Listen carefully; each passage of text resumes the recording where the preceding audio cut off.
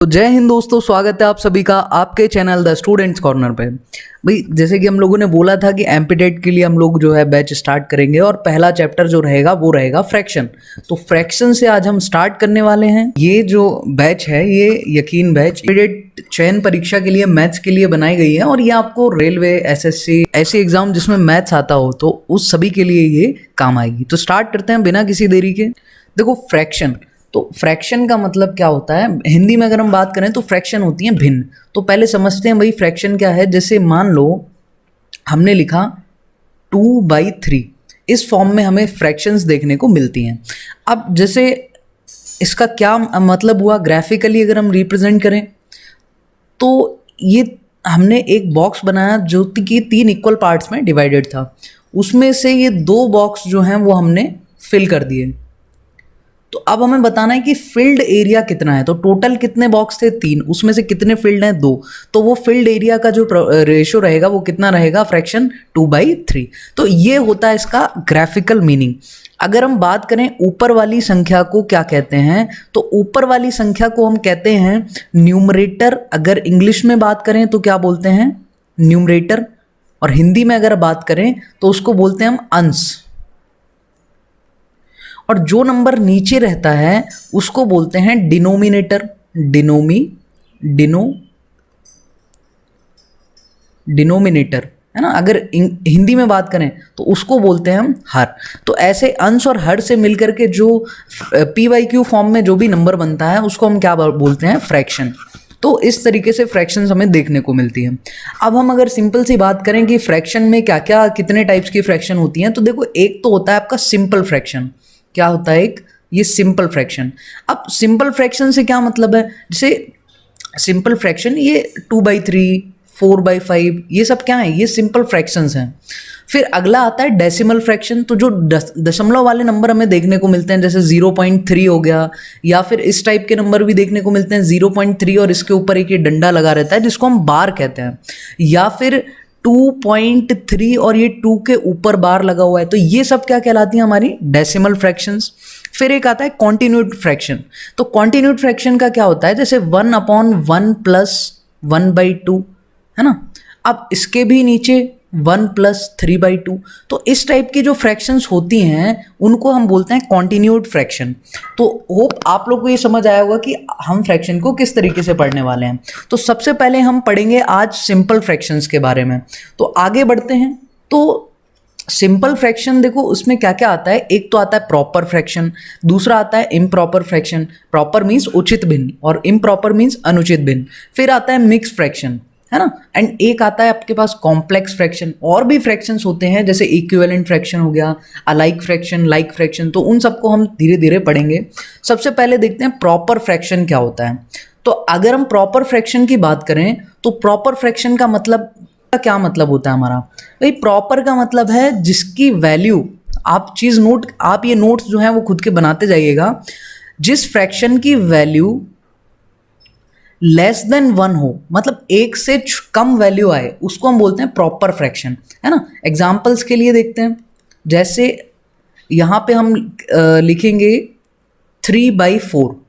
अब देखो 1 से कम कब आ सकता है भाई, 4 से हम नीचे वाले नंबर से यानी हर से अंश को भाग देते हैं, डिवाइड करते हैं। तो 4 ये वैल्यू 1 से नीचे कब कब आ सकती है, जब ऊपर वाला नंबर छोटा हो और नीचे वाला नंबर ज़्यादा हो। यानी हम कह सकते हैं कि ऊपर वाले नंबर को हम क्या बोलते हैं न्यूमरेटर, अगर हिंदी में बोलें तो अंश। जब न्यूमरेटर छोटा हो किससे, डिनोमिनेटर से, और डिनोमिनेटर हो बड़ा यानी नीचे वाला नंबर बड़ा हो ऊपर वाला नंबर छोटा हो, तो हमेशा वैल्यू 1 से कम आएगी और 1 से कम आएगी। इसीलिए इस टाइप के फ्रैक्शन क्या कहलाएंगे आपके प्रॉपर फ्रैक्शन। तो फिर दूसरा जो टाइप है वो है हमारा इम्प्रॉपर फ्रैक्शन। कौन सा, इम्प्रॉपर। अगर हिंदी में बात करें तो इसको हम बोलते हैं अनुचित भिन्न। अनुचित भिन्न। तो इम्प्रॉपर फ्रैक्शन का क्या मतलब हो गया भाई, इसका अपोजिट जिसकी वैल्यू 1 से ज़्यादा आ जाए, जिसकी वैल्यू जिस फ्रैक्शन को सॉल्व करने पर उसकी वैल्यू 1 से ज़्यादा आ जाए वो कहलाएगी आपकी प्रॉपर। जैसे इसी को अपोजिट उल्टा कर दो एग्जाम्पल के लिए 4/3। अब आप जब 3 से इसको डिवाइड करोगे तो ये क्या होगा, 1 से ज़्यादा ही होगा।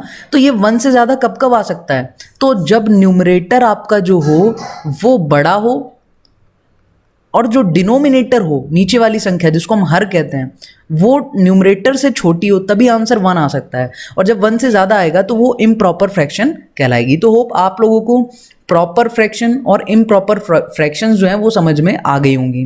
ठीक है, फिर एक तीसरा टाइप होता है मिक्स्ड फ्रैक्शन। मिक्स्ड में प्रॉपर इम्प्रॉपर दोनों का मिक्स होता है। एक तरीके से हम कह सकते हैं इसमें मिक्स फ्रैक्शन में क्या होता है, एक होल नंबर देखने को हमें मिलता है और उसके साथ में एक प्रॉपर फ्रैक्शन, है ना। जैसे 2 ये हो गया होल नंबर प्लस 1/3, ये हो गया आपके पास प्रॉपर फ्रैक्शन, और ये हो गया होल नंबर। इनको मिलाकर लिख देते हैं तो ये बन जाता है मिक्स फ्रैक्शन, है ना।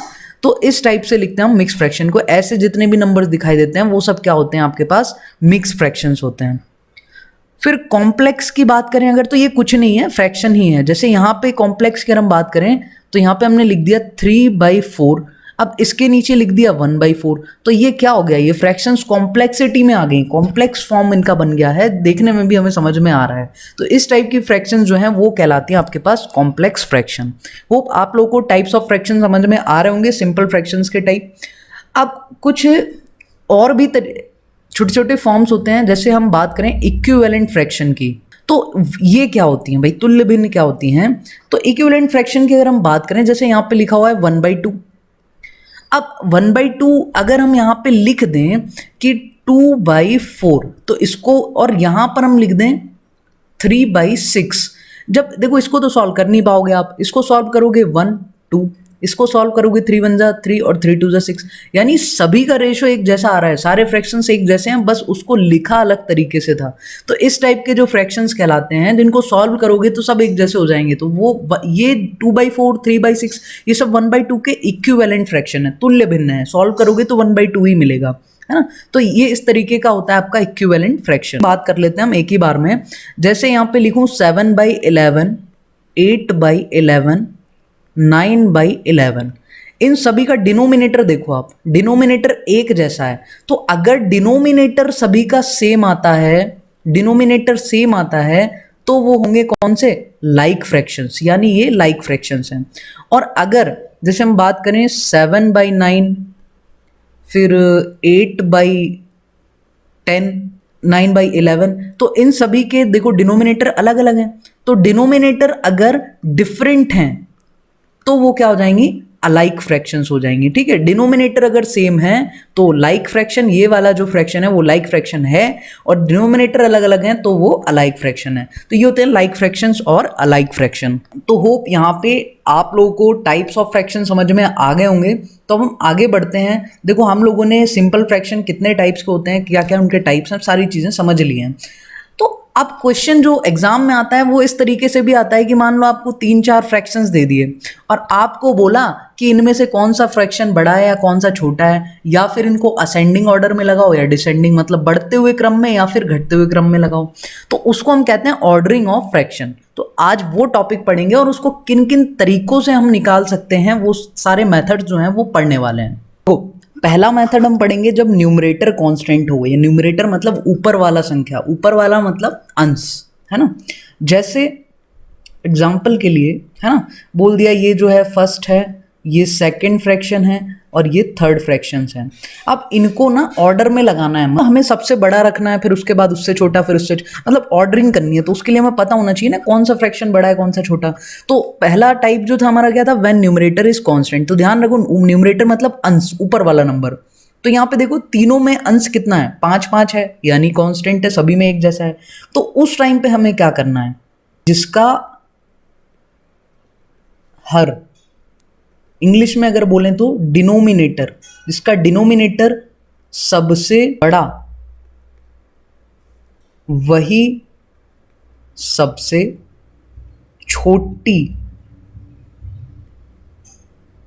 भाई अगर ऐसा हो कि जिसका न्यूमरेटर कांस्टेंट हो, जैसे यहाँ पे 5 5 5 है, तो फिर जिसका डिनोमिनेटर सबसे बड़ा होगा वो फ्रैक्शन आपकी होगी सबसे छोटी फ्रैक्शन, है ना। तो यहाँ पे जो सबसे छोटा डिनोमिनेटर होगा वो वाली फ्रैक्शन होगी सबसे बड़ी। तो यहाँ पे सबसे छोटा डिनोमिनेटर कौन सा है, 7, यानी ये जो आपकी फ्रैक्शन है पहली वाली वो सबसे बड़ी फ्रैक्शन है।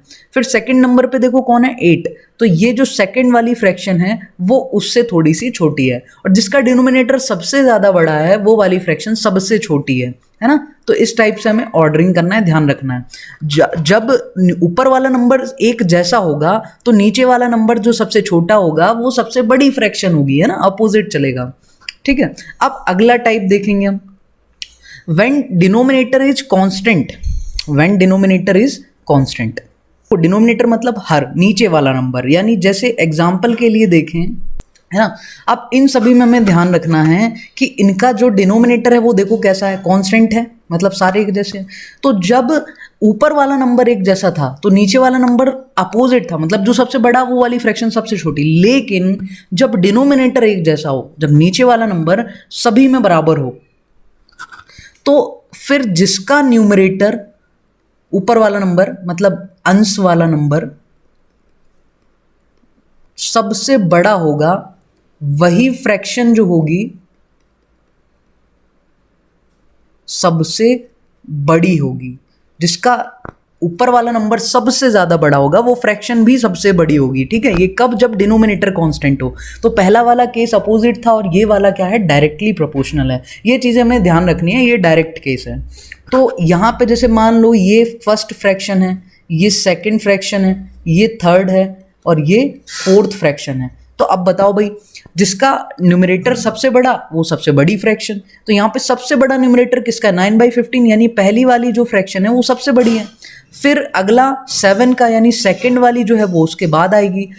फिर कौन है, 5, यानी ये जो थर्ड फ्रैक्शन है वो उसके बाद आएगी। और फिर ये फोर्थ वाली जो फ्रैक्शन है वो उसके बाद आएगी। होप आप लोग को चीज़ें समझ में आ रही होंगी। तो ये 2 तरीके थे बेसिक से। अब तीसरा जो मेथड है वो एक्चुअल में हमारे क्वेश्चंस को, हमें नॉर्मल क्वेश्चन जो एग्जाम में आएंगे उसको हमें कैसे सॉल्व करना है वो होंगे। तो स्टार्ट करते हैं हम तीसरे क्वेश्चन मेथड को।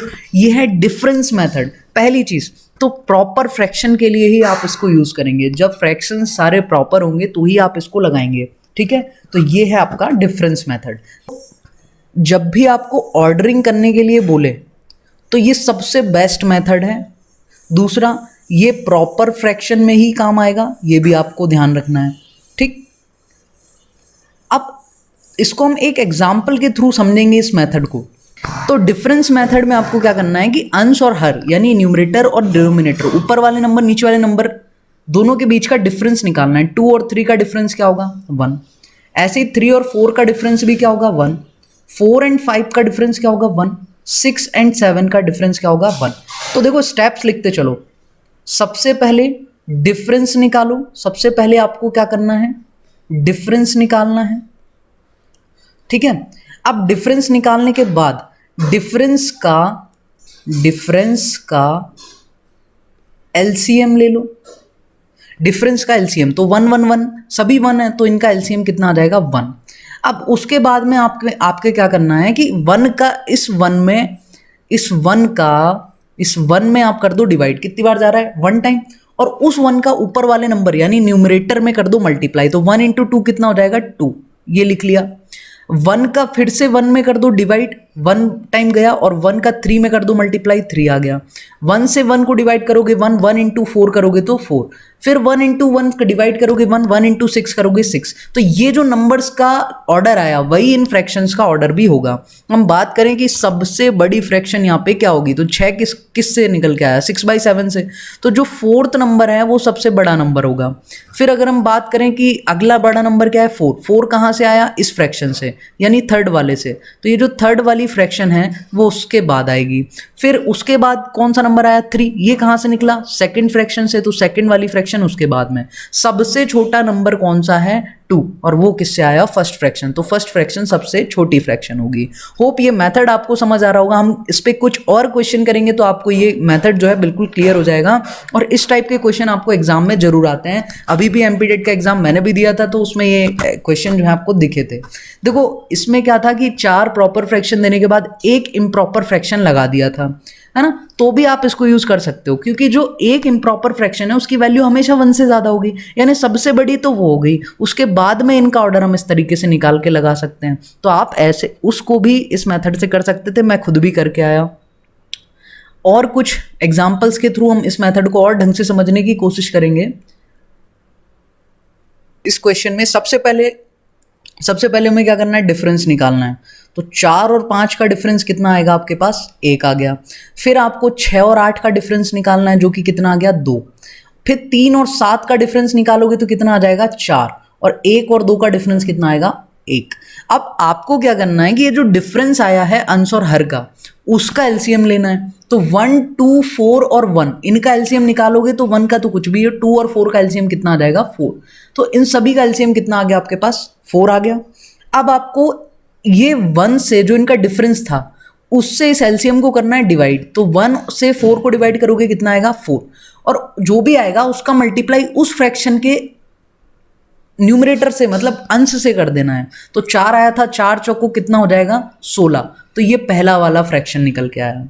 अब ये 2 से आप इसको क्या करोगे, पहले 4 को डिवाइड, कितना 2 आया, 2 का ऊपर वाले नंबर में कर दोगे मल्टीप्लाई, तो 2 ही छंग कितना आ जाएगा, 12।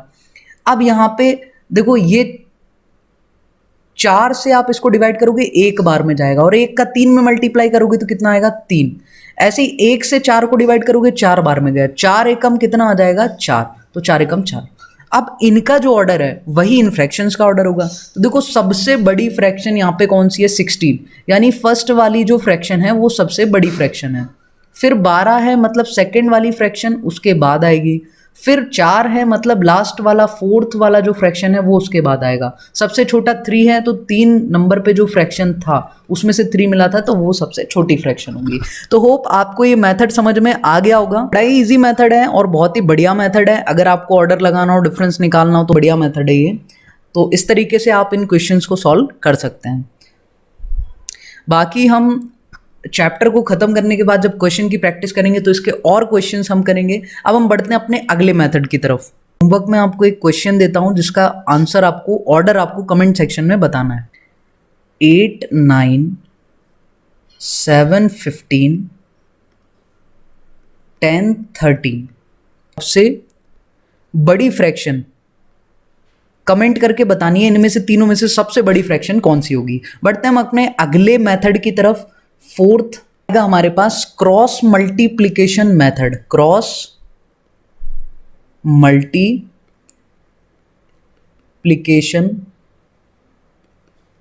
मेथड, हिंदी में बात करें तो वज्र गुणनखंड विधि। देखो जब भी आपको दो फ्रैक्शंस को कंपेयर करना हो तो ये सबसे बढ़िया मेथड है। या फिर जब आप देखो कि डिफरेंस बहुत बड़े बड़े आ रहे हैं, उनका एलसीएम बहुत ज़्यादा आएगा, तो आप उसको छोड़ करके इस मेथड पे मूव कर सकते हैं। देखो एग्जाम्पल के थ्रू ही समझेंगे हम इस मेथड को भी। आपको जो है इन दो को कंपेयर करना है, कौन सी फ्रैक्शन बड़ी है। तो क्रॉस मल्टीप्लाई कर दो, 7 का कर दो 10 से मल्टीप्लाई, कितना आ गया 7 10 जा 70, और 6 का कर दो 12 से, तो 12 6 जा कितना आ जाएगा 72। 7 का 10 से मल्टीप्लाई करोगे 70 आ जाएगा, और 6 का 12 से करोगे 72 आ जाएगा। इनमें से जो नंबर बड़ा है वो वाली फ्रैक्शन बड़ी है, तो यहाँ पे 72 ज़्यादा है, यानी ये वाली जो फ्रैक्शन है वो आपकी बड़ी फ्रैक्शन है ना। This is the larger. तो जब भी आपको दो फ्रैक्शन को कंपेयर करना हो तो ये मेथड आपका सबसे बेस्ट मेथड कहलाएगा। ठीक है, हम कुछ और क्वेश्चन के थ्रू समझेंगे। देखो इस क्वेश्चन में आपको यहाँ पे बताना है सबसे बड़ी फ्रैक्शन इनमें से कौन सी है। ठीक है, लार्जेस्ट फ्रैक्शन कौन सी है। तो आपको जब लार्जेस्ट स्मॉलेस्ट पूछा हो तब आप इस टाइप के क्वेश्चन में इसको यूज कर सकते हैं। ऑर्डरिंग के लिए पूछा हो तो बिल्कुल आप डिफरेंस मेथड पे ही जाइएगा। अब देखो यहां से आपको क्या करना है, लार्जेस्ट पूछा है ना, तो दो फ्रैक्शंस को कंपेयर करते जाना है, जो छोटा उसको छोड़ते जाना है। देखो 3 का 11 में मल्टीप्लाई करेंगे तो 33 आ जाएगा, और 5 का 7 में करेंगे तो 35 आ जाएगा। तो 33 छोटा होता है, यानी हमें तो बड़ा चाहिए, तो ये छोड़ दो आप। अब इस वाले को इससे कंपेयर करो, 5 का 12 में मल्टीप्लाई करोगे तो कितना आ जाएगा 60 आ जाएगा, और 7 का 11 में करोगे तो कितना आ जाएगा 77। तो ये फ्रैक्शन बड़ा है, ये छोटा है, तो इसको फिर छोड़ दो, क्योंकि हमें बड़ा वाला फ्रैक्शन चाहिए है। अब आप 7 का 15 में मल्टीप्लाई करो जरा, तो 15 सत्ते कितना हो जाएगा 105, और 12 अट्ठे कितना होता है 96। तो फिर से देखो, अब ये छोटा है तो इस फ्रैक्शन को आप छोड़ दो, तो अब आपके पास बचा है 7/12 और 4/9। इनमें से और चेक कर लो, 7 नमक की कितना हो जाता है 63 और 12 चौको कितना हो जाता है 48। तो ये फ्रैक्शन बड़ा है, यानी जो 7/12 है वो इसमें से लार्जेस्ट फ्रैक्शन है। तो लार्जेस्ट पूछा हो स्मॉलेस्ट पूछा हो तब भी हम इस मेथड को इजीली अप्लाई कर सकते हैं। जो छोटा लार्जेस्ट पूछा है तो छोटे वाले को छोड़ते जाना है, सबसे बाद में जो सबसे बड़ा बचेगा वो जो आपका लार्जेस्ट फ्रैक्शन है। स्मॉलेस्ट पूछा हो तो बड़े वाले को छोड़ते जाना है, सबसे छोटा जो एंड में बचेगा वो आपका स्मॉलेस्ट फ्रैक्शन हो जाएगा। तो होप आप लोग को क्वेश्चन समझ में आए होंगे, तरीका समझ में आएगा, मेथड समझ में आई होंगी किस तरीके से हमें ऑर्डरिंग करना है। ऑर्डर करना हो तो आप बिल्कुल डिफरेंस मेथड पे जाइएगा जो हमने इसके पहले पढ़ा था। अगर आपको लार्जेस्ट स्मॉलेस्ट बताना है, कंपेयर करना है, तब आप इस मेथड को आराम से यूज कर सकते हो, है ना। तो कुछ क्वेश्चंस मैं यहाँ पे आपको होमवर्क में दे देता हूं। 7/24,